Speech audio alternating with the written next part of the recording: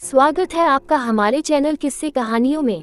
आज हम सुनेंगे पंचतंत्र की कहानी, गाय और शेर। एक पहाड़ी के नीचे रामगढ़ नाम का एक गांव था। गांव के सारे जानवर हरी घास खाने के लिए सुबह उसी पहाड़ी के ऊपर बसे जंगल में जाते और शाम होते होते घर वापस आ जाते थे। हर दिन की तरह लक्ष्मी नाम की एक गाय अन्य गायों के साथ उसी पहाड़ी के जंगल में घास खाने के लिए गई थी। वह हरी घास खाने में इतनी ज्यादा प्रसन्न थी कि वह कब एक शेर की गुफा के पास पहुंच गई, उसे पता भी नहीं चला। शेर अपनी गुफा में सो रहा था और वह पिछले 2 दिनों से भूखा भी था। जैसे ही लक्ष्मी शेर की गुफा के पास पहुंची, गाय की खुशबू से शेर की नींद खुल गई। वह शेर धीरे धीरे गुफा से बाहर आया और गुफा के बाहर गाय देखकर खुश हो गया। शेर ने मन ही मन सोचा कि आज उसकी 2 दिनों की भूख मिट जाएगी। वह इस तंदुरुस्त गाय का ताजा मांस खाएगा और यह सोचकर उसने एक तेज दहाड़ लगाई। लक्ष्मी शेर की दहाड़ सुनकर डर जाती है। जब वह अपने आसपास देखती है तो वहां दूर दूर तक उसको कोई भी दूसरी गाय नहीं दिखी। जब वह हिम्मत करके पीछे मुड़ी तो उसे सामने शेर खड़ा हुआ दिखाई दिया। उस शेर ने लक्ष्मी को देखकर फिर से दहाड़ लगाए और लक्ष्मी से कहा, मुझे 2 दिनों से कोई शिकार नहीं मिल रहा था, मैं भूखा था। शायद इसलिए भगवान ने मेरा पेट भरने के लिए तुझे मेरे यहाँ पर भेजा है। आज मैं तुझे खाकर अपनी भूख मिटा लूंगा। शेर की बात सुनकर लक्ष्मी डर जाती है। वह रोते हुए शेर से कहती है, मुझे जाने दो, मुझे मत खाओ। मेरा एक छोटा बच्चा है जो अभी सिर्फ मेरा ही दूध पीता है और उसे घास खाना अभी तक नहीं आया है।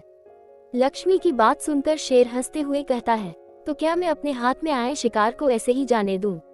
मैं तो आज तुझे खाकर अपनी 2 दिनों की भूख मिटाऊंगा। शेर के ऐसा कहने पर लक्ष्मी उसके सामने रोने लगी और विनती करते हुए कहती है कि आज मुझे जाने दो। मैं आज अपने बछड़े को आखिरी बार दूध पिला दूंगी और उसे बहुत सारा प्यार करके कल सुबह होते ही तुम्हारे पास आ जाऊंगी। फिर तुम मुझे खा लेना और अपना भूखा पेट भर लेना।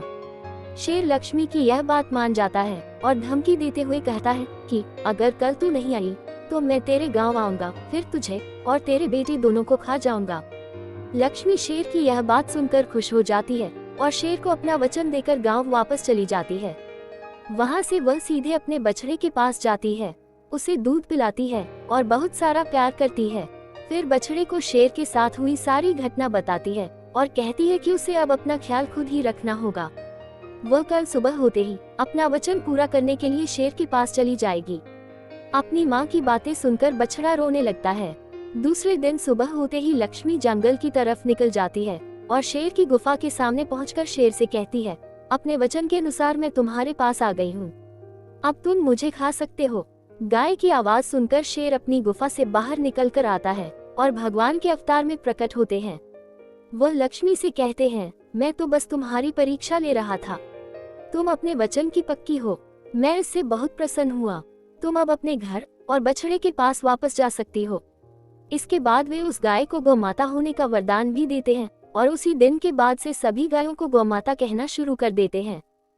कहानी से सीख, हमें जान की बाजी लगाते हुए भी अपने दिए हुए वचन को पूरा करना चाहिए। यही हमारे दृढ़ व्यक्तित्व को दर्शाता है।